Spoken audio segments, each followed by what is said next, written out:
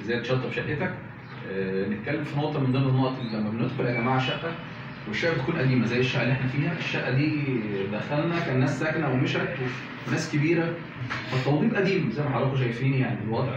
ففي نقطه مهمه، المهندس لما بيتعامل بامانه وبحرص مع الكلاينت نفسه بيوفر له هي موضوع الارضيه. مش زي الارضيه انا اسيبها ولا اكسرها. بتفرق معايا يا جماعه لما باجي ادخل شقه النقطتين مهمين. هل الارضيه بلاطها كويس ولا مطبل؟ ده رقم واحد. رقم اثنين، منسوب البلاط سليم ولا مش سليم؟ النقطتين دول لو تمام انا بوفر على العميل حرفيا الافات.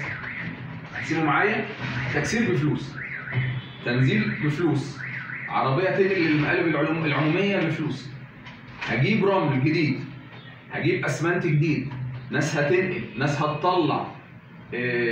متخيلين بقى كميه الفلوس دي بقى، الالافات دي كلها؟ لا، انا بالبساطه لو انا اشيك على حاجتين، البلاط سليم ولا مطبل، ملقلق كويس تمام ماشي.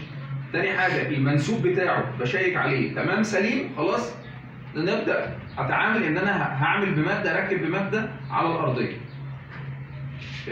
ساعات بقى انا عندي تعديلات كهرباء هعمل قدر الامكان وانا باسس كهرباء، تكييفات بتاع التكييفات بحاول قدر الامكان حسب الديزاين المقترح بيكون باك تو باك، فمش بكسر في الارضيه حاجه.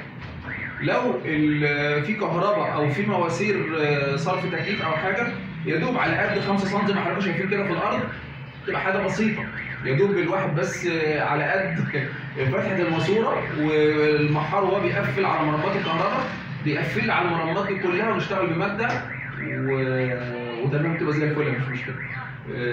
ربنا يبارك فينا وفي حضراتكم وفي بيوتكم. مع فيديو جديد ان شاء الله. زي شكرا شهيدا. السلام عليكم.